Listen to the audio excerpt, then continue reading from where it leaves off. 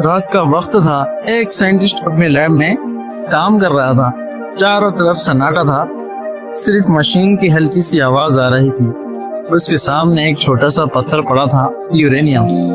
देखने में बिल्कुल नॉर्मल जैसा कोई आम पत्थर हो, लेकिन उस पत्थर के अंदर एक ऐसी ताकत छुपी थी जो दुनिया को हमेशा के लिए बदल सकती थी।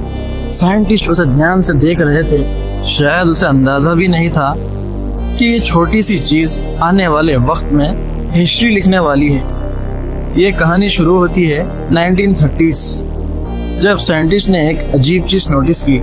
उन्होंने देखा कि अगर यूरेनियम के छोटे पार्टिकल्स को तोड़ा जाए तो उसमें से बहुत ज्यादा एनर्जी निकलती है।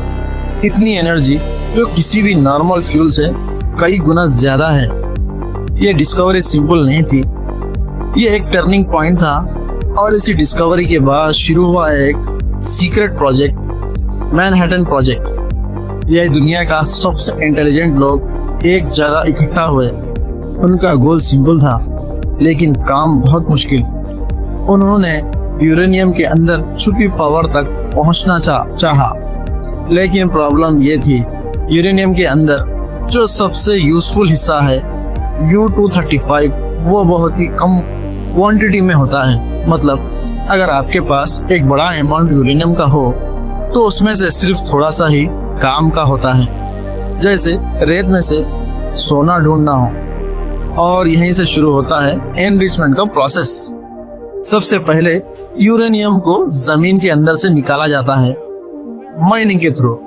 उसे बाहर लाया जाता है, फिर उसे साफ किया जाता है और धीरे धीरे एक पाउडर में बदला जाता है।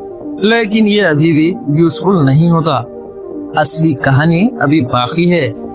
इस पाउडर को फिर एक स्पेशल गैस में कन्वर्ट किया जाता है।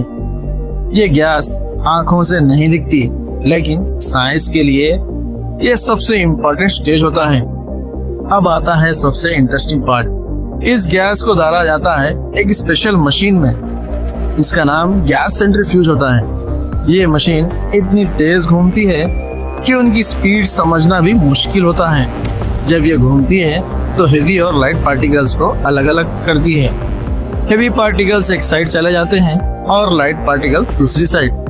ये प्रोसेस धीरे धीरे होता है, लेकिन बार बार होता है। बार बार रिपीट होते हैं। Hundreds of time, thousands of time ये रिपीट किया जाता है। और हर बार यूजफुल पार्ट थोड़ा थोड़ा सा इकट्ठा किया जाता है। और फिर एक टाइम आता है जब यूरेनियम एनरिच यूरेनियम बन जाता है, एक ऐसी चीज जो दुनिया के सबसे पावरफुल फ्यूल्स में से एक होती है। लेकिन अब आती है वो कहानी जहां दुनिया ने पहली बार इस पावर का असर देखा। 1945, हिरोशिमा एंड नागासाकी। एक दिन ऐसा भी आया जिसे दुनिया कभी नहीं भूल सकती। एक ही पल में सब कुछ तबाह हो गया। रोशनी, आवाज और फिर खामोशी। उस दिन दुनिया को समझ आया कि ये पावर कितना डेंजरस हो सकता है। उसके बाद कंट्रीज के पीछे एक रेस शुरू हो गई, कौन ज्यादा पावरफुल है और कौन ज्यादा एडवांस है। लेकिन वक्त के साथ इंसान ने सीखा कि इस पावर का यूज सिर्फ डिस्ट्रक्शन के लिए नहीं, बल्कि डेवलपमेंट के लिए भी किया जा सकता है। एनरिच यूरेनियम से न्यूक्लियर पावर प्लांट्स चल रहे हैं। पूरे शहर रोशन होते हैं, घर घर बिजली पहुंचती है। हॉस्पिटल्स में भी इसका यूज किया जा रहा है। लेकिन डर आज भी खत्म नहीं हुआ। इसीलिए दुनिया भर की नजर रहती है इंटरनेशनल एटॉमिक एनर्जी एजेंसी। ये इंश्योर करती है कि कोई कंट्री इसका गलत इस्तेमाल ना करे।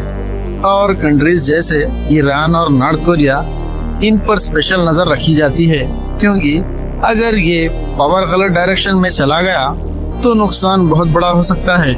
इसीलिए एनरिच यूरेनियम को कहते हैं दो-धारी तलवार।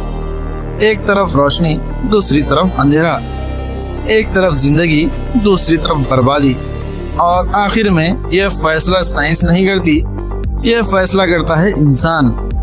तो अब सवाल यह है, क्या यह ताकत हमारे फ्यूचर को रोशन करेगा या फिर हमें अंधेरे में ढकेल देगा?